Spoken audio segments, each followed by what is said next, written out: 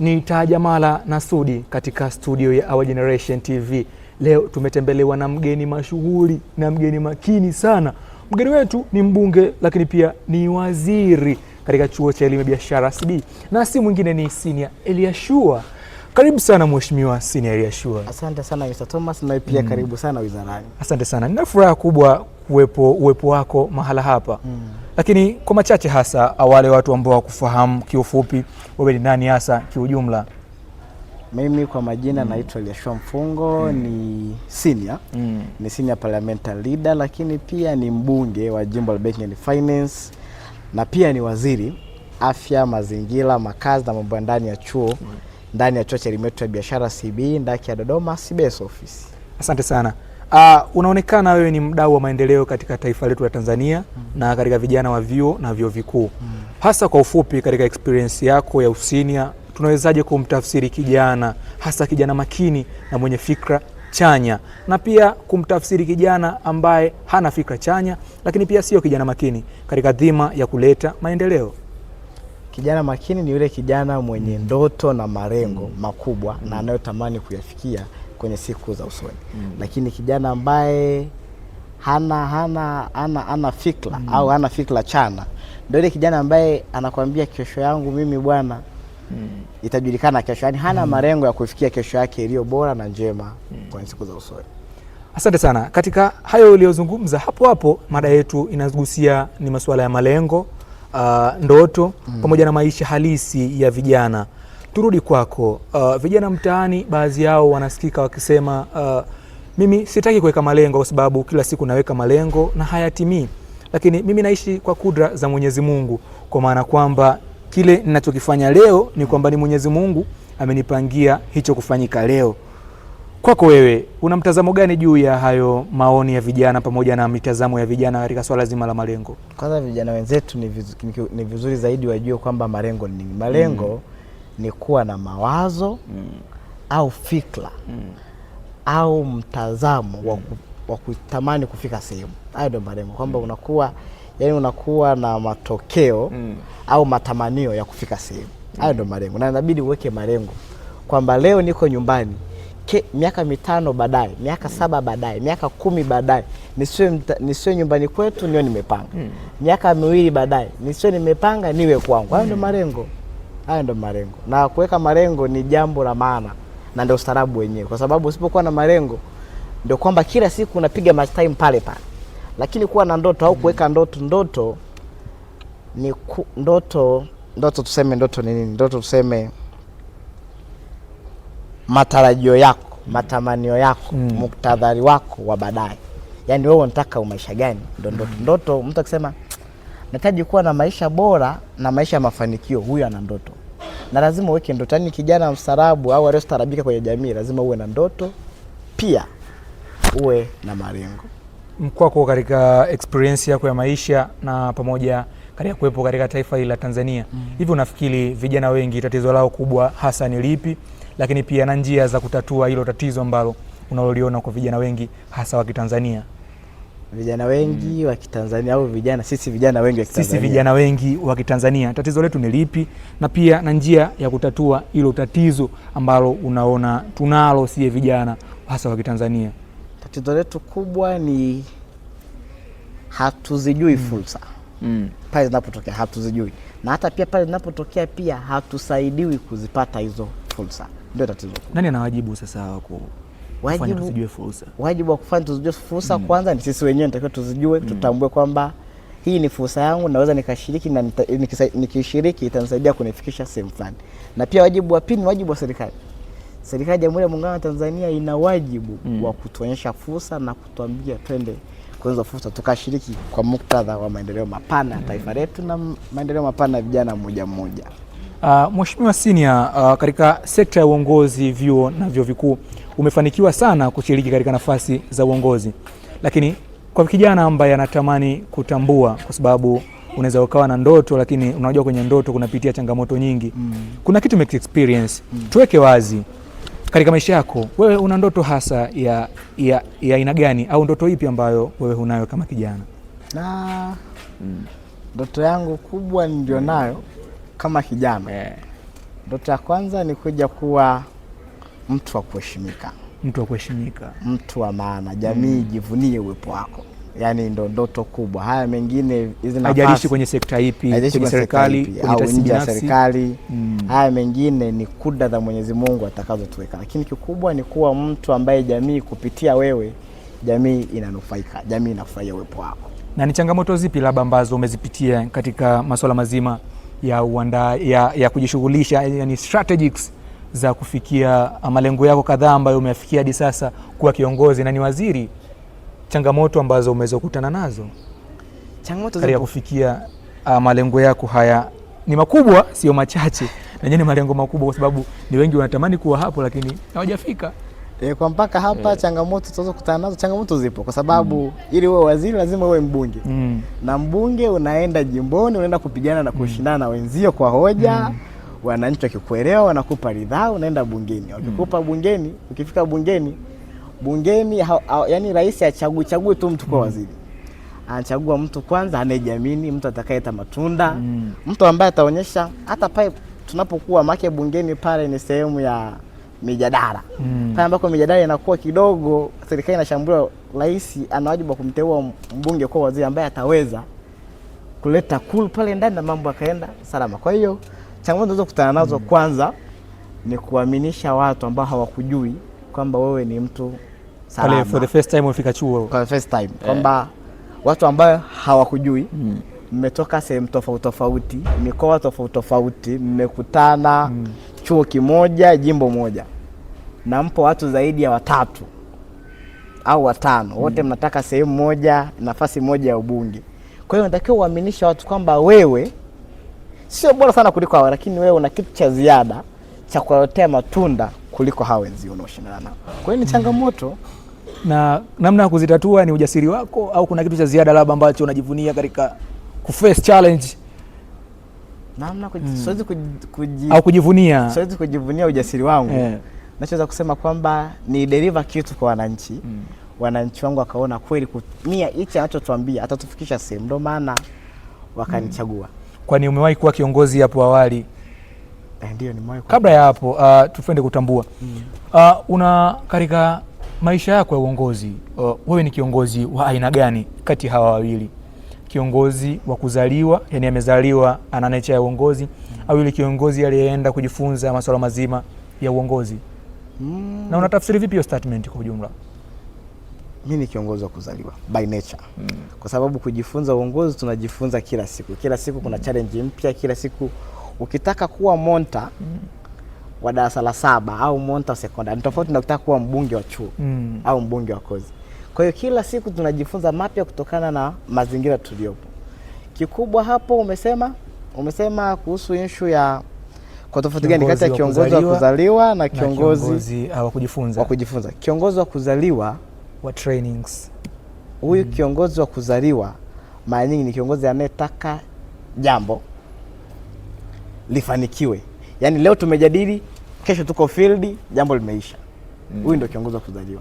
Ila kiongozi huyu wa training ndo ana zile mambo ya diplomasia, tunaenda mpaka sijui kuna zile entry meeting, tukutane, tujadili, tunawafesije hivi. Huyu ndio kiongozi wa kuzaliwa. Yaani hata kama anakuta kuna shida kwamba hapa nikinyosha rula hapa nitakiwa huyu jamaa atoke bwana. Huyu jamaa ni obstacle hapa. Kiongozi wa kuzaliwa yeye atakwambia na atakuondoa. Lakini kiongozi huyu ambaye kidogo yeye ni wa training au kiongozi wa kujifunza ndo yule tusubiri hebu procedure zake. Tusubiri taratibu zake zile zifuatwe. Kwa hiyo ndo wanapotofautiana. Lakini wote ni viongozi wazuri, sema wanatofautiana kwamba unataka kitu gani kwa muda gani. Mheshimiwa Senior, labda kwa ufupi kwa sababu wanasema ukimwona mtu amekuwa mahala fulani au amekuwa kwenye stage fulani, basi ujue kuna sehemu alifanya mafunzo au kuna sehemu aligain knowledge mpaka kufika pale. Umewahi kuwa kiongozi yoyote katika shule ya msingi labda au sekondari? Kwa sababu unaonekana ni kiongozi mwenye experience kubwa na watu wanashindwa kuelewa. Nimesikia sifa zako. Ndio, nimewahi kuwa kiongozi shule ya msingi, nimewahi kuwa kiongozi shule ya sekondari. Kwenye sekta ipi labda? Tofauti. Shule ya msingi nilianza kwa kuwa msaidizi wa monitor. Lugha nyepesi ni assistant monitor. Nikiwa darasa la 2. Darasa la kwanza sikuwa kabisa kiongozi. Darasa la pili nikawa assistant monitor. Baadaye nikahama shule. Nilipofika 3 katikati mwezi wa 6 nikahama. Kwa ule muhula wa pili wa darasa la 3 nimeenda shule mpya. Wilaya nyingine. Nimefika kule, nilipofika uko mwezi wa 6, mwezi wa 8 mwalimu mmoja alikuwa anaitwa Mwalimu Take, alikuwa ni mwalimu wangu wa darasa. Akanipa tena assistant monitor. Kwa hiyo nikadumu kwa assistant monitor mpaka nilipofika darasa la 4. Darasa la 4 yule aliyokuwa mwalimu wangu wa darasa akapewa kitengo cha uchumi ndani ya shule ya msingi ile. Kile kitengo cha uchumi hasa kiwa kinajihusisha na kwamba wale watu wanaouzia vichinchili, wale watu wanaouzia wanafunzi chakula, barafu, sijui donati, vitu kama vile zile bites zile. Wale watu wanaouza vile vitu walikuwa wanatoa ushuru. Yule mwalimu akanipa tena ile dhamana ya kuwa kiongozi pale. Kwa hiyo nikawa kiongozi pale wa kitengo kile cha kukusanya ushuru kuanzia darasa la 4 mpaka nilipomaliza darasa la 7. Na sekondari pia ukawa kiongozi tena? Na sekondari pia nikawa assistant timekeeper. Nikiwa form 1 kabisa mwanzoni mwezi wa pili. HP wa kipindi kile pale shule ya sekondari nimesoma Ikizu Adventista, Ikizu Secondary School. Mkoa ipo Msoma. Niliposoma kule HP wake alikuwa anaitwa Godfrey Manyama kwa kipindi kile naanza. Akavunja ile baraza lake la viongozi. Kwa hiyo alivunja kwenye ile baraza lake la viongozi akaunda upya baraza la viongozi. Mungu akanionekania, nikaingia kule ndani nikiwa assistant timekeeper. Cheo cha mwisho kabisa kwenye serikali ya wanafunzi huko kwenye level za shule. Kwenye level ya shule msingi. Cheo cha mwisho. Sekondari. Cheo cha mwisho kabisa. Nimetumikia kwenye kile cheo mpaka ilipofika mwezi wa 10. Maana kule huwa tunabadilisha serikali mwezi wa 10. Kwamba serikali mpya kabisa inaingia mwezi wa 10. Ilipofika mwezi wa 10 nikatuma maombi. Maana ulikuwa unatuma maombi. Ukituma maombi HP akishinda, HP yule anakaa na discipline committee ya shule. Wanapitia maombi yote. Alafu wanaona huyu fine. Nilituma maombi ya kuwa kwenye sehemu pale assistant timekeeper. Nilipotuma maombi ya kuwa pale, majibu yalikuja tofauti kama vile sikutarajia. Nilitarajia nitakuwa assistant timekeeper kwamba nitakuwa na mtu juu ananicheki, anani overcheck balance na nini. Lakini nikashangaa mimi kulingana ulivyozoea shule ya msingi kwamba huko nyuma shule ya msingi pia tulikuwa assistant monitor. Kwa hiyo nilikuwa na mtu wa kunicheck. Sasa nilipotoka kwenye assistant monitor kwenda kwenye cheo cha kusanya ushuru wa shule nilikuwa mwenyewe. Mwenyewe. Kwa hiyo nilikuwa sina mtu wa kunisaidia wala sina mtu above juu yangu. Kwa hiyo nazikusanya mwenyewe, nazikipu mwenyewe, naziwasilisha. Ilipofika hapo nikafikiri itakuwa hivyo kwamba kwa sababu bado ni mdogo na hii shule ina watu mpaka form 6. Level yangu mimi bado ni hapa. Kwa hiyo matarajio yangu nikaja nikipata uongozi ndani ya serikali ya wanafunzi nitakuwa assistant timekeeper. Lakini good luck kwa sababu ni mipango ya Mwenyezi Mungu. Sikupewa kwenye assistant timekeeper. Nikapewa the timekeeper. Yaani timekeeper mwenyewe sekondari ambaye nikapewa kwa mara ya kwanza. Kwa kuna msaidizi mmoja, kwa mara ya kwanza nikapewa wasaidizi wawili. Mmoja akitokea form 5, mmoja akitokea form 3. Shule ilikuwa na advance pia. Ilikuwa na advance. Sasa unaweza ukaimagine kwamba unaongoza watu wawili wanaokuzidi wote kwenye sekta moja. It's very difficult. Too difficult kwamba anakuzidi elimu, anakuzidi umri, anakuzidi nini, lakini Mungu alinisaidia hatukai kugombana. Lakini kwako uongozi, unachukuliaje uongozi? Ni kama fursa au uongozi ni sehemu ya kufanya wewe kukua zaidi kwa maana kwamba ya maarifa na kwa maana kwamba na maana nyingine zaidi? Uongozi kikubwa ni fursa kwa sababu vingine vitakuja tu. Fursa kwenye swala la ni fursa kwamba kwako vipi unaitafsiri fursa? Kwa sababu sio kila mtu anakuwa kiongozi wa hizi nafasi. Kwa sababu kila mtu ni kiongozi, kwa sababu kila mtu anaongoza kichwa chake, anaongoza serikali ya kichwa chake. Lakini sio kila mtu anapewa dhamana au anaaminika kuongoza wenzie. Kwa hiyo ukishaaminika kuongoza wenzie na mpo wengi, wewe kaaminika. Hiyo ni fursa. Hiyo ni fursa. Kwa hiyo uongozi ni fursa. Aidha kufanya upande kwa mema au ushuke kabisa.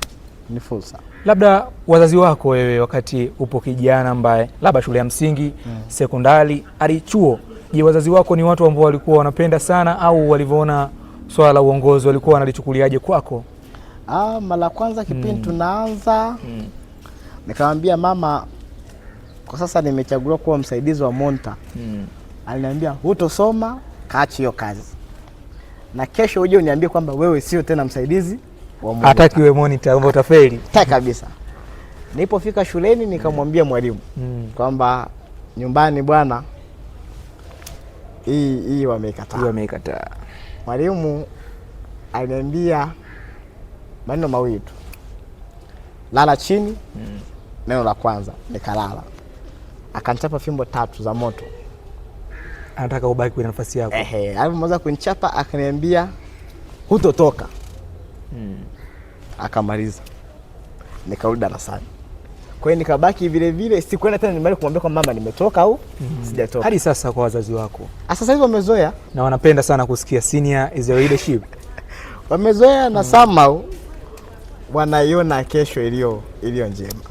Sasa Mheshimiwa Senior, jaribu labda kuwaambia vijana wengine kama sauti ya vijana, kwa sababu vijana wengi wamekalia moja kati ya fikra ni kwamba ili aweze kuwa kiongozi lazima kwenye familia yake awe kiongozi kulingana na maisha yako. Sasa ulipotoka, waambie vijana ambao labda wanaenda sekondari, ambao wanaenda vyuo vikuu au katika organizations zozote zile, kwenye swala la kufikia uongozi ni lazima sana kwenye familia yako kuwe na kiongozi, kwa maana kwamba ili uwe unapitia zile nyenzo zake za wewe kuwa kiongozi bora. Sio kweli. Kivipi sasa? Sio kweli kwamba kila familia, sio kweli kwamba ili uwe kiongozi lazima utoke kwenye familia ya viongozi. Kwa sababu sio kila familia inatoa watoto wanakuwa maaskofu, watoto wanakuwa mapadri, wanakuwa mashehe, wanakuwa viongozi wa kisiasa. Kwenye kila familia, kwenye kila mtu kuna mtu Mungu amemuita kwa wito wake tofauti na mwingine. Wewe ukiona unaweza na unatosha, jaribu. Kwa sababu anayetoa ni Mungu na ambaye anakunyima ni Mungu. Aliyokupa nafasi, mpa umpae na umnyima hamtakai. Kwa hiyo unapoona unasikia chuoni, tumefika chuoni. By election. Kwenye by election wewe uko first year. Kuna by election inafanyika pale kwenye jimbo lako. Kwa nini usigombee? Gombea, jaribu, wewe tia tu mikono, wewe thubutu. Ilimradi unaamini utafanya kitu kizuri na watu watajivunia wewe, jaribu. Sio lazima wewe umetoka kwamba uko chini sekondari, shule ya msingi wewe ni kiongozi ndio. Sio. Lakini pia unaweza ukawa kiongozi shule ya msingi na sekondari, lakini unapofika level za juu usiwe kiongozi tena. Inawezekana. Ndio. Unafikiri ni sababu gani labda zinasababisha hivyo? Kwa sababu hata tunapoanza first year, kwani watu walianza nao shule ya msingi leo wapo vyuo? Hapana, tulianza 90 tunamaliza 20. Hii kitu wanaitaga ile pyramid, kwamba mnaanza wengi, mnaenda mnapungua. Kwa hiyo ndio hivyo, unaweza kuwa kiongozi huku juu, huku chini, ukawa kiongozi kabisa mzuri, lakini ukafika huku juu ukapotea. Vitu vya kupoteza ni vingi, ukajiingiza kwenye mambo yasiyofaa, ukajiingiza kwenye makundi yasiyofaa. Kwa hiyo ni hivyo. Labda Mheshimiwa Senior, tumalizie kwa kutupa labda historia yako fupi ya kuchekesha ambayo iliwahi kukukuta hapo zamani. Na kila ukikumbuka huwa unacheka sana, like jokes. Yeah, I say story labda ukikumbuka unacheka, sometimes unalia, labda unafurahi, something like that, so just tell us. Historia yangu ya kuchekesha au ya kuhuzunisha ni pale ambapo kwa mara ya kwanza nilipofika chuo. Nimefika chuo nikiwa na wiki 2. Niliitwa kupewa ubunge wa heshima. Bunge wa heshima. Na rais alikuwa kufahamu? Mimi nilikuwa simfahamu. Na Mungu aendelee kumweka, leo ni lecture yuko hapa anafundisha Mr. Wangoi. Mungu aendelee kumweka. Nilipopewa ule ubunge wa heshima, maana kipindi kile ulikuwa siko kwenye magrupu mengi sana. Nilikuwa kwenye grupu darasani kwangu. Na siara wangu alikuwa hayuko kwenye haya mambo ya kushiriki kwenye magrupu mengine, kama ameona taarifa ameleta kwenye grupu sijui nini, sisi waga tupewe darasani kwetu. Kwa hiyo notice board imebandikwa jina na namba yangu usajili, kwamba kuanzia leo huyu bwana rais amemteua kuwa mbunge. Kidogo sikuamini, nilipewa taarifa na siara wako au mtu mwingine, na mtu ambaye nakaa naye ndani pale, Mr. Skudu kama unamjua, Kelvin Skudu, Food Point Skudu. Nilikuwa nakaa naye, akafuata akaniambia kwamba mbunge, kwa sababu mimi nimeitwa mbunge, sijawa mbunge. yani nilikuwa naitwa ile wiki ya kwanza. Na hujafahamu haja kwenda kuona jina lako? Sijafahamu kwamba yani sijajua mambo yote ya ubunge, kazi yake ni ipi, kazi yake. Kwa sababu pale chumba nilichokuwa nakaa kwa pembeni kwa nakaa mbunge. Kwa hiyo ile mbunge kipindi kile alikuwa anaitwa Prince pale 4. Akaniambia, "Eliashua, mimi nakuona kama unakuja kuwa mbunge hivi." Kwa hiyo pale watu ambao ndani kwangu wakaanza kuniita mbunge. Na ndio maana turudi kwenye ule msemo unaosema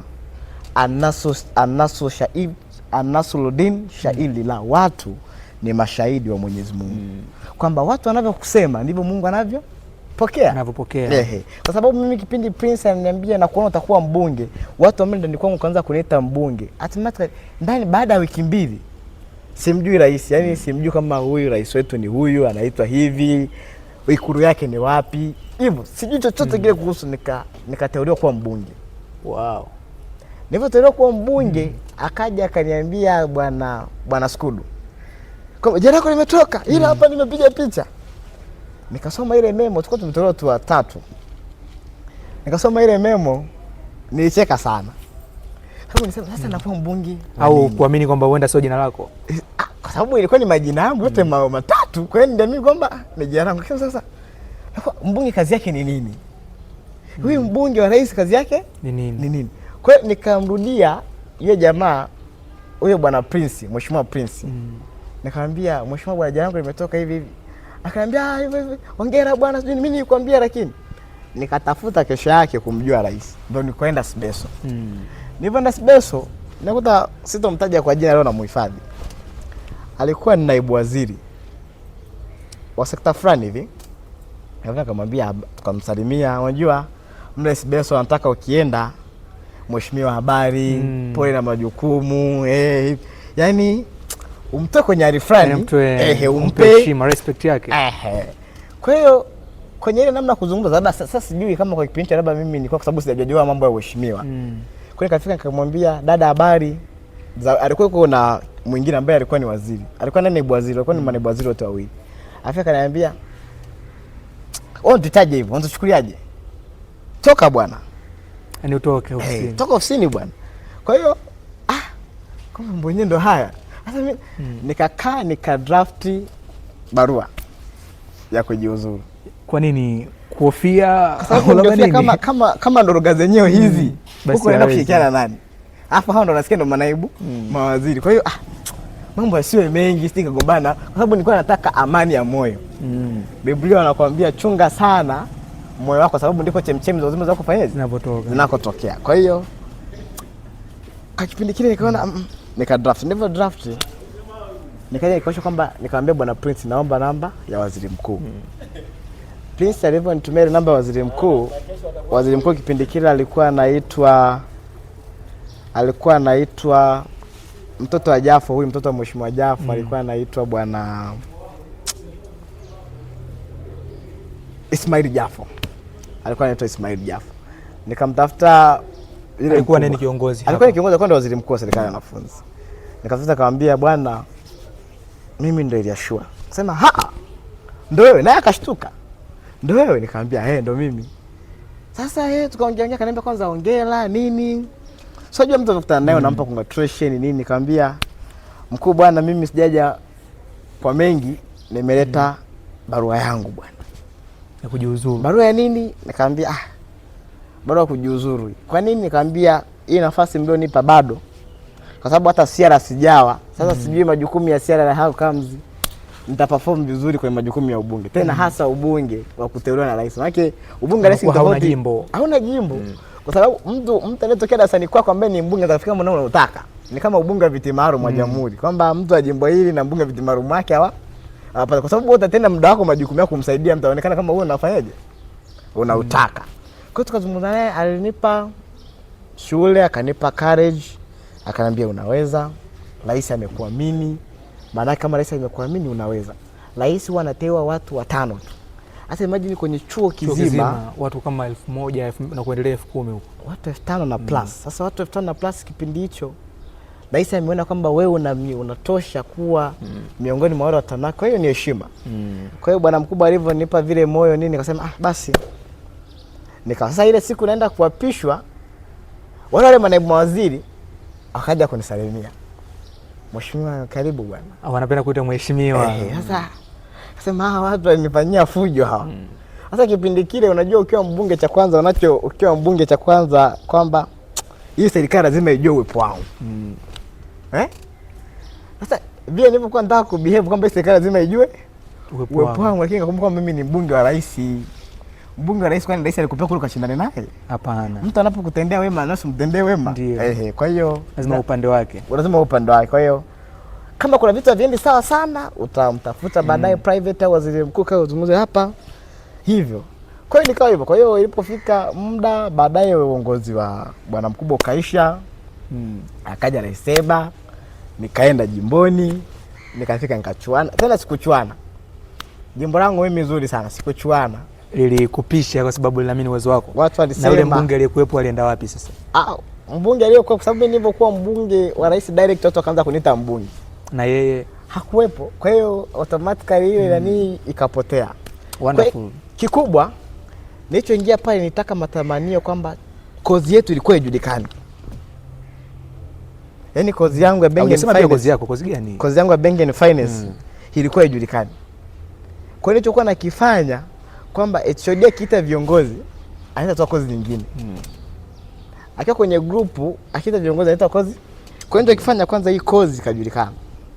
Kozi ikaenda viral. Chuo kizima kikajua kuna banking and finance. Banking and finance. Kwa hiyo mojawapo tu na mbona najivunia kama nilifanya kwenye ubunge, nilifanya kozi yangu ijulikane, sio kuanzia cheti mpaka masters ijulikane kwamba kuna hii kozi.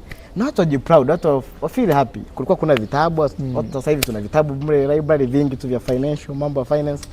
Kwa hiyo ndicho kikubwa. Naam. Labda tumalizie kwa unajiona wapi katika dira ya maendeleo ya mwaka 2050 kwako kama kijana kwenye mission? Mission yako ni ipi kama kijana hadi ifikapo 2050 tutakuona wapi senior? Hapa ukitoka kwenye ukuta wetu hapa. Hapo kuna nini hapo? Kuna bunge la Jamhuri ya Muungano wa Tanzania. Basi hapo. Na ambapo tuko tunazungumzia sasa. Hapo. Kwa maana kwamba unatarajia kuwa mbunge wa kuteuliwa kwamba wa viti maalum au labda kwa kukombania jimbo fulani au labda is a private. Yaani hamna haja ya kuweka private. Tunapoweka private tunaficha mambo mengine. Yaani pale kwenye bunge la Jamhuri. Aidha kwa kuteuliwa au kwa kugombea kwenye jimbo pale naingia. Nitakuwepo.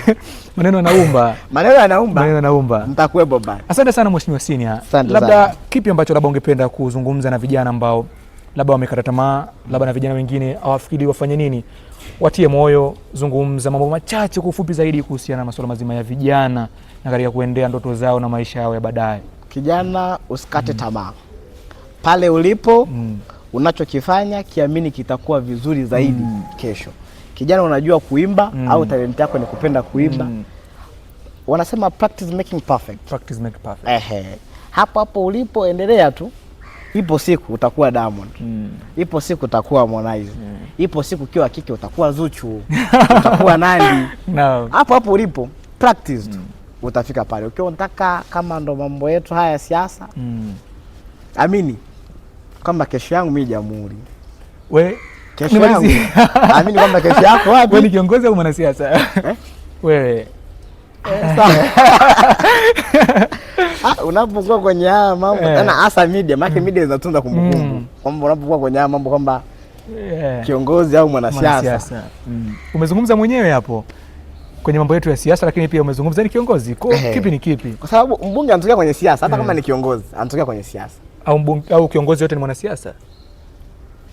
Kila kiongozi anatokea kwenye siasa, lakini sio kila mwanasiasa ni kiongozi.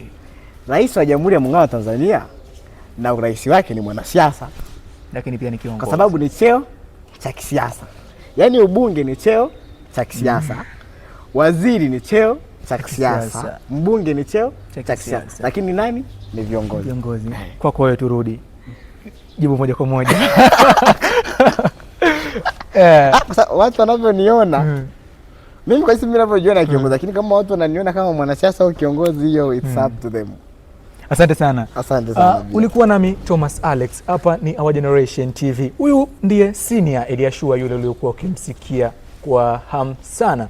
Asante sana, usisahau kusubscribe, kushare na ucomment. Bye bye.